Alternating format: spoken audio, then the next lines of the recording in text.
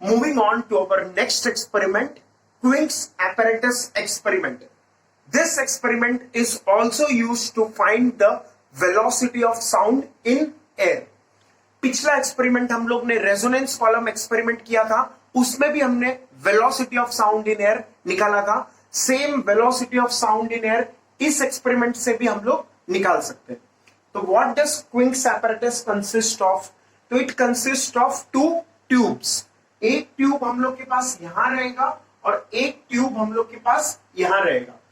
तो this red colour का जो ट्यूब दिखाया है, इसके अंदर ये ब्लैक कलर का ट्यूब अंदर के डायरेक्शन में रहेगा. ये ब्लैक कलर का ट्यूब छोटा डायमीटर का है और ये रेड कलर का ट्यूब थोड़ा सा बड़ा डायमीटर का होगा, ताकि दिस कैन मूव. ये रेड कलर का ट्यूब को हम लोग हाथ से यहां पे आगे पीछे ऐसा कर सकते हैं. Now let us start with our experiment. First of all हम लोग यहां पे कौन सा प्रिंसिपल यूज करेंगे? We will use the relation between phase difference and part difference, which we have seen in our last section. हम लोग relation between phase difference and part difference use करेंगे. So what was the relation between phase difference and part difference? If you remember, delta phi phase difference, it was equal to k delta x. Delta phi phase difference, this equals wave number into delta x. Wave number का दूसरा नाम था propagation constant. तो k को मैं क्या लिख सकता हूं? I can write k as 2 pi by lambda. तो k का वैल्यू कितना है? 2 पाई बाय लैम्बडा. तो delta phi is k delta x becomes 2 pi by lambda into delta x. Okay, अब थोड़ा सोचो, डेल्टा फाई का वैल्यू कितना होना चाहिए ताकि हम लोग को रेजोनेंस मिले? If you remember, resonance was for maxima. Amplitude का एक्सप्रेशन हम लोग ने देखा था. Amplitude is root of a1 square plus a2 square plus 2a1 a2 cos phi. Okay, amplitude अगर मैक्सिमम होना है, रेजोनेंस पे एम्पलीट्यूड मैक्सिमम होगा, तो कॉस का वैल्यू कितना होगा?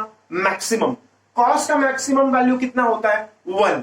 कॉस का मैक्सिमम वैल्यू 1 कब भी अटेन होता है? तो cos phi is 1 for angles 0, because cos of 0 is 1. cos of 0 क्या है? 1. तो इसलिए फाई का वैल्यू कितना आएगा? 0. तो फाई का मैंने पहला वैल्यू कितना डाला? 0. फिर cos फाई का वापस वैल्यू 1 कभी आएगा? 2 पाई पे. At angle 2 pi what we have is cos phi is 1. cos of 2 pi 1. cos of 0 1. cos of 4 pi ये भी कितना है? 1.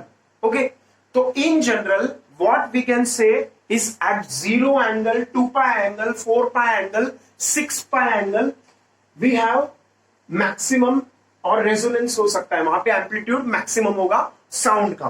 तो इसीलिए इन जनरल 2n pi लिख देंगे, where n is whole number. जैसे 0 1 2 0 रहेगा, n को 0 डालेंगे तो 0 आएगा. cos ऑफ 0 क्या आएगा? Maximum which is 1. cos of n को अगर 1 डालेंगे तो cos ऑफ 2 पाई वो भी क्या है? 1. n को अगर 2 डालेंगे तो cos of 4 pi, 2 into 2 4, 4 pi. cos of 4 pi भी क्या है? 1. तो in general delta phi is k delta x becomes, k का वैल्यू हम लोग ने डाला 2 pi by lambda into delta x, and ये एंगल फाई कितना होना चाहिए? 0 2 pi 4 pi 6 pi, in general 2n pi. This result we will discuss in more detail in interference and diffraction in wave optics. Interference and diffraction में हम लोग ये condition exactly detail में निकालेंगे, but for now understand this. What is the concept here? हम लोग को यहाँ पे मैक्सिमम साउंड सुनाई देना चाहिए. यहाँ पे ईयर लिखा है ना, यहाँ पे हम अपना कान रखेंगे, तो कान में हम लोग को मैक्सिमम आवाज सुनाई देना चाहिए. मैक्सिमम आवाज मतलब रेजोनेंस होना चाहिए. मैक्सिमम आवाज मतलब एम्पलीट्यूड मैक्सिमम होना चाहिए. एम्पलीट्यूड मैक्सिमम कब होगा? जब cos फाई मैक्सिमम होगा.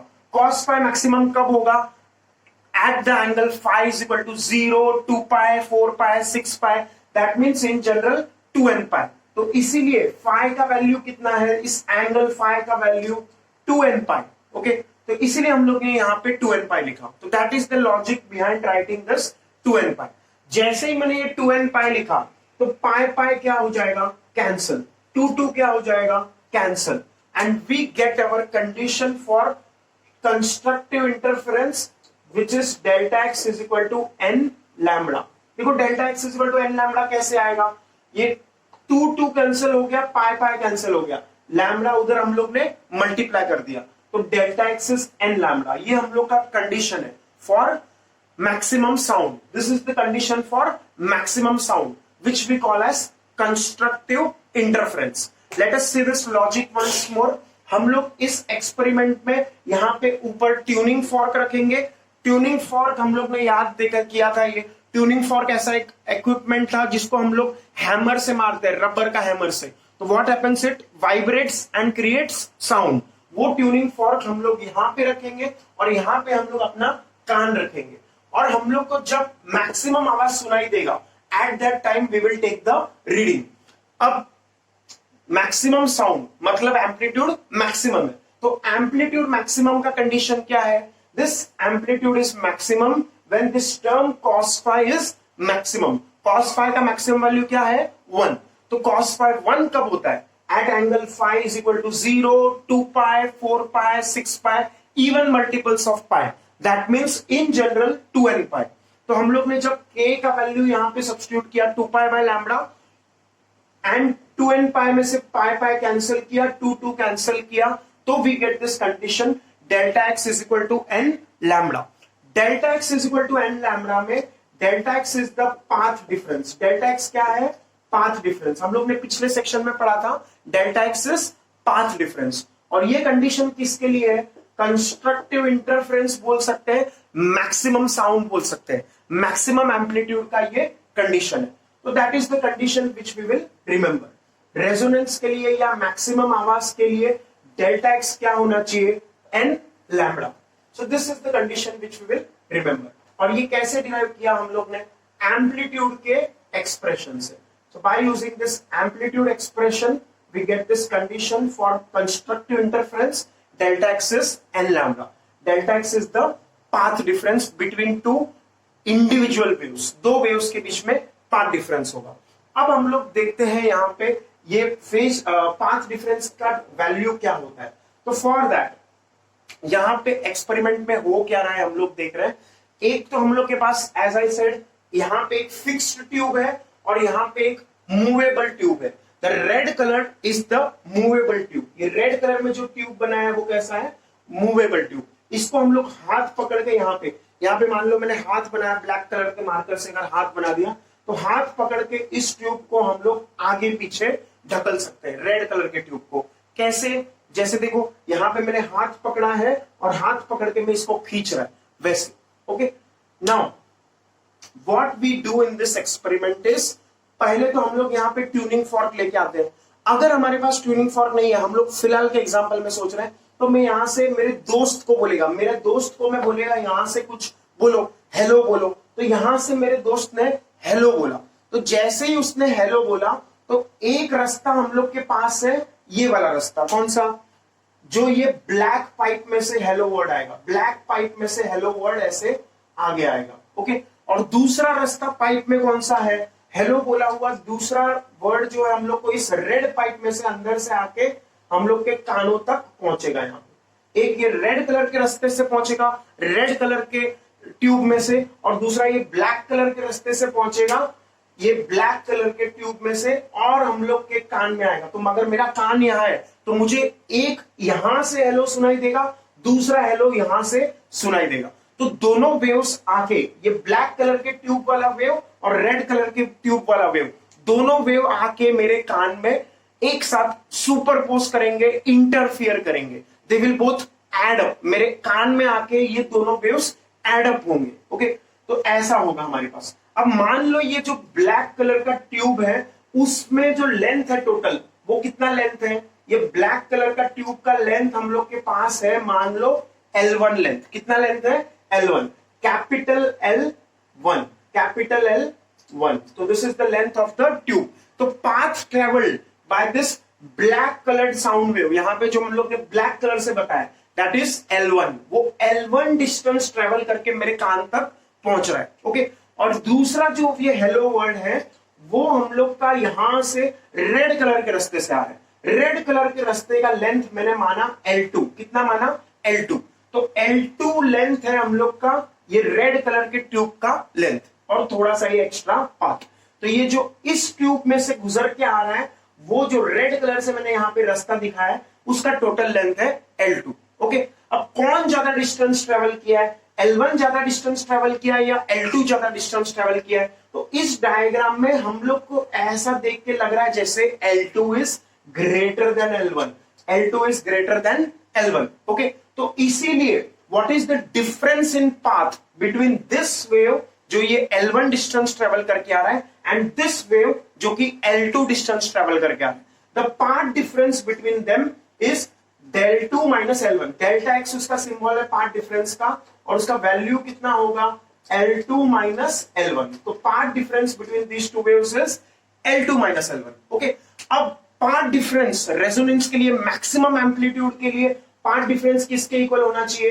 Delta x is n lambda. ये फॉर्मूला तो अभी थोड़ी देर पहले डिराइव करके बताया मैंने तुम्हें, delta x is n lambda. Okay, तो इसीलिए हम लोग का फर्स्ट इक्वेशन आ गया L2 minus L1 is an lambda for constructive interference. Constructive interference मतलब मेरे कान में सबसे ज्यादा आवाज आए, दोनों वेव्स ऐड होंगे और मुझे बड़ा वाला जोर से हेलो सुनाई देगा ऐसा। तो this is the condition for constructive interference and this is our equation number 1. The path difference between these two waves is n lambda, which is L2 minus L1 is equal to n lambda for constructive interference. ये हमारा equation number 1 हो गया।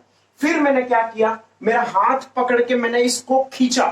ये tube जो लाल colour का tube है, यहाँ पे लाल कलर का डायग्राम में बना है, इस ट्यूब को मैं ऐसे खींचेगा। ओके, तो जैसे ही मैं ट्यूब को ऐसे खींचा x डिस्टेंस से, कितना खींचा? x डिस्टेंस से। तो मान लो अब हम लोग ने ऐसा ये ट्यूब को थोड़ा सा जब खींचा तो x डिस्टेंस यहां पे ट्रेवल हो गया, x डिस्टेंस ये ट्यूब यहां पे एक्सटेंड हो गया। तो थोड़ा सा x डिस्टेंस यहां भी एक्सटेंड हुआ, थोड़ा सा x डिस्टेंस यहां पे भी एक्सटेंड हुआ। तो उस केस में जब ये नया ट्यूब थोड़ा सा बाहर की तरफ आएगा तो हम लोग का डायग्राम ऐसा दिखेगा, जो कि मैंने ब्लू कलर में यहां पे बना के दिखाया है ऐसा। तो हम लोग को ऐसा डायग्राम दिखाई देगा, ये ब्लू कलर जैसा। ओके, थोड़ा सा बाहर। अब कितना डिस्टेंस एक्स्ट्रा ट्रेवल करेगा ये जो वेव है? अब ये x डिस्टेंस यहां पे एक्स्ट्रा ट्रेवल करेगा, x डिस्टेंस यहां पे एक्स्ट्रा ट्रेवल करेगा, यहां पे x डिस्टेंस, ये देखो यहां पे x डिस्टेंस ज्यादा ट्रेवल होगा, और यहां पे भी ट्यूब में से वेव को x डिस्टेंस ज्यादा ट्रेवल करना पड़ेगा। Let me show it in blue colour. ये देखो, ये वेव जो हम लोग का आया वो रेड कलर से थोड़ा एक्स्ट्रा रास्ता जाते हुए फिर मेरे कानों में आएगा। x डिस्टेंस यहां एक्स्ट्रा जाएगा, x डिस्टेंस यहां एक्स्ट्रा जाएगा, तो ओवरऑल 2x डिस्टेंस ज्यादा ट्रेवल करेगा। Now if I ask you the path difference in this second case, then what will be the path difference? तो देखो हम लोग का नया रास्ता कितना है? तो L2 तो होगा ही, जो पहले रेड कलर का वेव ट्रेवल कर रहा था वो L2 तो होगा ही, प्लस x और प्लस x, यहां पे L2 डिस्टेंस तो ट्रेवल करेगा ही, प्लस x यहां पे राइट साइड में और प्लस x यहां पे लेफ्ट साइड में, 2x डिस्टेंस एक्स्ट्रा ट्रेवल करेगा। तो वही मैंने यहां लिखा है x plus x, 2x distance extra travel करेगा। तो L2 plus 2x minus L1, that will be the path difference. उन्हीं दोनों वेव्स के बीच में, जो पहले मैंने ब्लैक कलर से दिखाया और अब मैंने ब्लू कलर से दिखाया, इन दोनों वेव्स के बीच में पाथ डिफरेंस कितना है? तो L2 plus x, this is the new path, minus L1 which is the old path. तो L2 plus x the new path minus L1 the old path. This is the path difference. तो हम लोग का path difference delta x कितना आएगा? L2 plus 2x minus L1 and this will give a new resonance. इस बार मैंने इसको n plus 1 lambda क्यों लिखा? क्योंकि देखो पिछली बार मुझे मैक्सिमम आवाज सुनाई दिया था तो वो n लैम्बडा कंडीशन आया था। तो अब जो नया वाला रेजोनेंस होगा तो उसको हम लोग n+1 बोलेंगे। n+1 ये सेकंड रेजोनेंस है, ये सेकंड मैक्सिमम साउंड है, तो n+1 बोल देंगे उसको। तो n+1 इंटू लैम्बडा। तो this gives our equation number 2। अब इक्वेशन नंबर 1 मिल गया, इक्वेशन नंबर 2 मिल गया। इन दोनों इक्वेशन को हम लोग सब्ट्रैक्ट करेंगे। We will subtract equation 2 from equation 1। So equation 2 minus equation 1 में क्या होगा? जब सब्ट्रैक्ट होगा तो L2 माइनस L2 कैंसिल होके 0 हो जाएगा, minus L1 plus L1 cancel होके 0 हो जाएगा, और हमारे पास बचेगा 2x। और यहां पे n+1 lambda minus n lambda subtract होने के बाद बचेगा लैम्बडा। थोड़ा सोचो, ये देखो n lambda plus lambda minus n lambda, तो plus n lambda minus n lambda 0 और लैम्बडा एक बच जाएगा हम लोग के पास। तो this will be our new equation 2x is equal to lambda. Now in this equation we know the value of x। हम लोग स्केल लेंगे और ये x का वैल्यू मेजर कर सकते हैं। ये x मान लो 5 सेंटीमीटर है, 4 सेंटीमीटर है, स्केल में हम लोग को दिखाई देगा। तो x का वैल्यू जो भी आएगा वो हम लोग मेजर करेंगे। तो by using that x we will multiply it by 2 and we will get our wavelength of sound wave. Wavelength of sound wave आ गया तो अब हम लोग क्या करेंगे, v is equal to n lambda. ये फॉर्मूला तो हम लोग को पता ही है, वेलोसिटी ऑफ साउंड का फॉर्मूला, velocity of sound is equal to frequency into wavelength of sound wave. तो फ्रीक्वेंसी किसका, तो फ्रीक्वेंसी ट्यूनिंग फॉर्क का। जो ट्यूनिंग फॉर्क हम लोग यूज कर रहे हैं इसका फ्रीक्वेंसी तो इसके ऊपर लिखा हुआ रहता है। एक्सपेरिमेंट में मैंने बताया था, रेजोनेंस कॉलम एक्सपेरिमेंट में ट्यूनिंग फॉर्क पे हमेशा फ्रीक्वेंसी लिखा हुआ रहता है, कभी 256, कभी 312। So different values of frequency are written on the tuning fork. So we know the value of n by looking at the tuning fork. We have calculated the value of wavelength lambda, and by multiplying those two quantities we can calculate the velocity of sound in air. And what you will see experimentally is this will come out to be almost close to 330 meter per second. 330, 320, 310, 340, depending on the temperature where you are conducting this experiment, you will get this value of sound in air. So this is the experiment which is known as Quink's apparatus, and this is used to study the velocity of sound in air. It is also used to study the interference in case of sound waves. Sound waves में constructive interference होगा, destructive interference होगा, वो हम लोग को इस experiment से समझेगा। जब हम लोग ने यहाँ पे सबसे ज्यादा आवाज सुनाई दिया हम लोग को ये ट्यूनिंग फॉर्क हम लोग हेलो बोला, हम लोग ने वो हेलो बोलना नहीं है, ट्यूनिंग फॉर्क से ये एक्सपेरिमेंट करना है। ओके, वो हेलो मैंने सिर्फ एग्जांपल के लिए तुम्हें बताया। ट्यूनिंग फॉर्क ऐसे जब रबर पैड से हम लोग जोर से पुश करेंगे तो what will happen, it will vibrate and it will create a sound.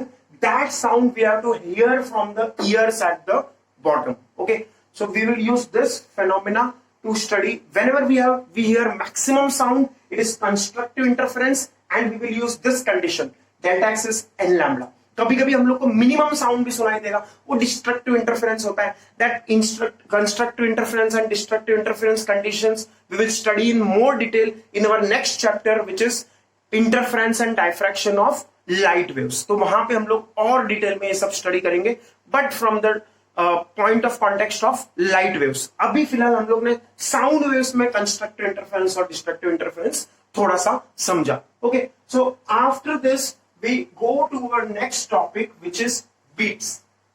अब देखो beats तुमने सुना रहेगा, beats नॉर्मली हम लोग म्यूजिक से एसोसिएट करते हैं। जब हम लोग तुमने अगर किसी कॉन्सर्ट में ऐसा सुना रहेगा कि डिशेस बहुत सारे पड़े हुए रहते हैं और वो डंडा लेके जोर जोर से वो डिशेस को मारते हैं, तो what we hear is beats. अगर तुमने देखा रहेगा लाइव कॉन्सर्ट रहता है म्यूजिक का, तो अगर कॉन्सर्ट में तुम जाओ तो बहुत सारे ऐसे डिशेस लगाए हुए होते हैं, ड्रम लगाए हुए होते हैं, फिर वो जो भी आदमी रहता है वो डिश ऐसे मारने वाला है तो वो ऐसे डिश बजाता है। तो डिश बजाएगा तो बहुत सारे डिशेस एक साथ बहुत सारे हाथों से बजाएगा, तो ही विल हियर बीट्स। तो वहां पे हम लोग को बीट्स का फेनोमेना रहेगा which is alternate maximum and minimum sound. तो हम लोग को वहां पे मैक्सिमम और मिनिमम साउंड एक साथ सुनने मिलेगा थोड़ी थोड़ी देर पे। तो that is what is the phenomena of beats. We have a periodic maximum sound and minimum sound. So that is known as beats. What is beats? Beats is the phenomena of periodic variation of sound intensity when two slightly different frequency waves interfere. तो क्या है हमारे पास? Beats is the phenomena of periodic variation of intensity of sound. Intensity of sound maximum होगा फिर minimum होगा, maximum होगा फिर minimum होगा। तो ये जो फेनोमेना है इसको बोलते हैं beats. Maximum sound, minimum sound, maximum sound, minimum sound alternately आएगा, तो इस फेनोमेना को हम लोग बोलते हैं बीट्स। अब ऐसा फेनोमेना क्यों होता है, तो that is what we will look into. तो एक मैंने वेव बनाया, साउंड वेव, जो कि रेड कलर से बनाया, जिसका फ्रीक्वेंसी कुछ तो है, लेट अस से ओमेगा 1। क्या फ्रीक्वेंसी है? ओमेगा 1। ओके, रेड कलर में मैंने वेव बनाया। Omega 1 is the frequency. अब दूसरा वेव बना ब्लू कलर में, जिसका फ्रीक्वेंसी ऑलमोस्ट सेम है, जो ऊपर वेव है उसके थोड़ा सा अलग है। ओके, तो मेरे को बनाने दो, थोड़ा सा उससे ज्यादा बना देते हैं हम लोग, फ्रीक्वेंसी थोड़ा सा कम कर देते हैं, वेवलेंथ थोड़ा सा बढ़ा देते हैं। तो ये ब्लू कलर का वेवलेंथ थोड़ा सा ज्यादा वेवलेंथ है, थोड़ा सा ज्यादा वेवलेंथ है ब्लू कलर के वेव का, slightly more high wavelength and slightly lesser frequency omega 2। Okay, अगर वेवलेंथ ज्यादा है तो फ्रीक्वेंसी कम है। देखो N1 फ्रीक्वेंसी बोल सकते हैं इसको, N2 फ्रीक्वेंसी बोल सकते हैं। N सिंबल हम लोग ने फ्रीक्वेंसी के लिए यूज किया है। और ओमेगा और N में क्या रिलेशन है? ओमेगा इज 2 पाई N, ये हम लोग ने पढ़ा है। ये कैसे आया था? Omega is 2 pi upon time period and 1 upon time period is frequency which is N। Okay, तो ऐसा दो वेव्स है हमारे पास। Now what happens when we have slightly different frequencies. देखो इन दोनों के वेवलेंथ में ज्यादा अंतर नहीं है, थोड़ा सा बड़ा वेवलेंथ है उससे। ये रेड वाले से ब्लू का वेवलेंथ थोड़ा सा बड़ा है। ओके, तो थोड़ा सा ज्यादा वेवलेंथ है तो फ्रीक्वेंसी थोड़ा सा कम है। इस ओमेगा 2 का फ्रीक्वेंसी या N2 का फ्रीक्वेंसी थोड़ा सा कम है, मतलब वेवलेंथ थोड़ा सा ज्यादा है। ओके, तो what we will see if I make this blue colour ऊपर, ब्लू कलर का जो ग्राफ है मैं ऊपर बनाऊं तो कैसा दिखेगा? थोड़ा सा हाई फ्रीक्वेंसी, सेम एम्पलीट्यूड का है, थोड़ा सा हाई फ्रीक्वेंसी, थोड़ा सा। Let me make this blue colour in more better way. थोड़ा सा ही हाई फ्रीक्वेंसी है तो मैं यहां पे ऐसे बना देता हूं। Okay, something like this. Okay, तो इफ यू सी केयरफुली, अब थोड़ा देखो यहां पे, अब ये डायग्राम में देखो यहां पे तो दोनों वेव्स एक दूसरे के ऊपर है। रेड कलर का वेव और ब्लू कलर का वेव ऑलमोस्ट एक दूसरे के ऊपर है। तो ऑलमोस्ट एक दूसरे के ऊपर है मतलब रेड कलर के वेव का क्रेस्ट और ब्लू कलर के वेव का क्रेस्ट दोनों ऐड होगा। जब दो वेव सुपरपोज होगा, जब दोनों वेव्स ऐड होंगे, let us say we call one wave P1। Let us say first wave हम लोग ने रेड कलर का बनाया, तो फर्स्ट वेव हमारा रेड कलर में P1 लिखा, और सेकंड वेव हम लोग ने ब्लू कलर में बनाया, उसको P2 लिखा। तो जब इन दोनों वेव्स को हम लोग ऐड करेंगे तो we will get a resultant wave, let us say P wave है। ओके, अब रेड कलर का वेव का क्रेस्ट, रेड कलर का वेव का क्रेस्ट और ब्लू कलर के वेव का क्रेस्ट अगर एक दूसरे के ऊपर है तो दोनों जब ऐड होंगे, जब रेड कलर का वेव और ब्लू कलर का वेव ऐड होगा तो what will result is a big wave. हम लोग को क्या मिलेगा? बड़ा एम्पलीट्यूड का वेव मिलेगा, मतलब मैक्सिमम आवाज आएगा, मैक्सिमम आवाज आएगा। Okay, see, we should not ideally be using this word crest here. Here we will use the word compression and rarefaction. देखो compression ऐड होगा तो हम लोग को एक बड़ा compression मिलेगा, मैक्सिमम साउंड आएगा। ये दिखाने के लिए सिर्फ मैंने ऐसा बनाया, एक्चुअल नहीं है। This is sound wave is a longitudinal wave. We are just showing a idea.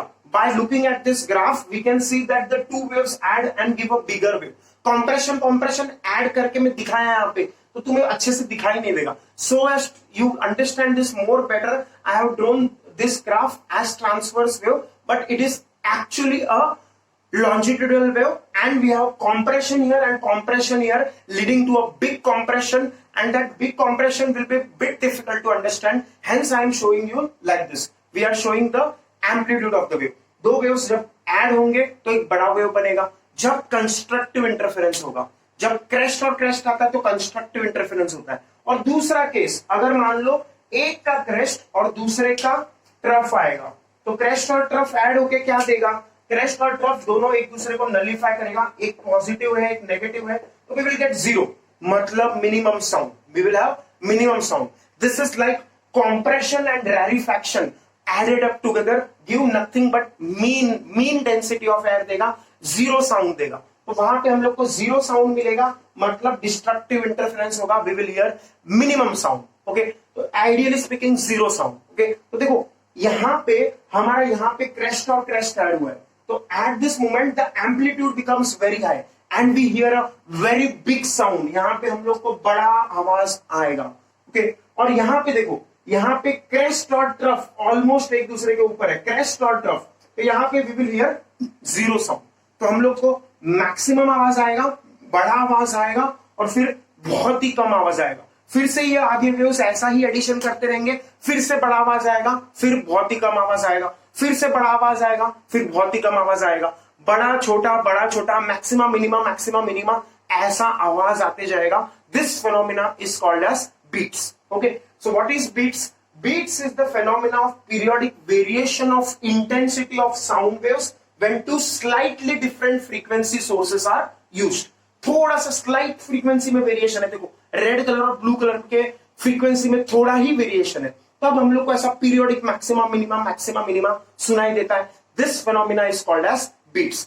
As I told you, I have taken the example of transverse wave, but this is in effect the longitudinal wave wherein we have compressions and rarefactions. Okay, so this is just showing the amplitude of sound with time. ऐसा हम लोग imagine करेंगे. Okay, now how do we hear beats? Beats हम लोग को कैसा सुनाई देता है? तो beats हम लोग कैसा सुनाई देगा उसके लिए थोड़ा सा एक example लेते हैं. Okay, so for example, let me make play some sound. Okay, so sound में एक प्ले करके दिखा रहा है तुम्हें. तो this is how beats look like.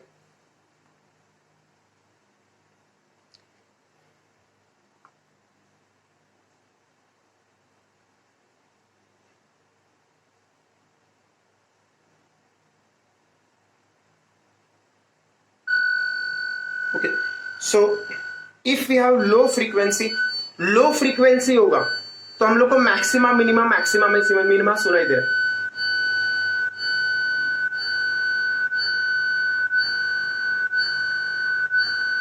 So when two waves add up तो मैक्सिमम साउंड आएगा और टू वेव्स सबट्रैक्ट होगा तो मिनिमम साउंड होगा. तो इसीलिए ऑल्टरनेट मैक्सिमा फिर मिनिमा ऐसा सुनाई देगा. अगर मैं फ्रीक्वेंसी बढ़ा दूं तो मैक्सिमा मिनिमा जल्दी से सुनाई देगा, और बढ़ा दूं तो और जल्दी से सुनाई देगा.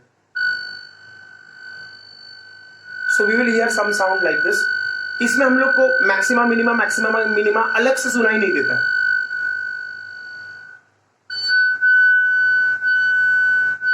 Now we have low frequency,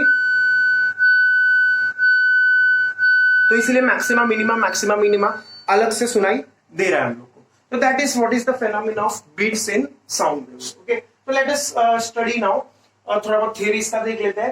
till now we have taken two waves of same frequency. जब भी हम लोग सुपरपोजिशन कर रहे थे, दो वेव्स ऐसा लेते थे जिनका फ्रीक्वेंसी सेम था, जिनका ओमेगा सेम था.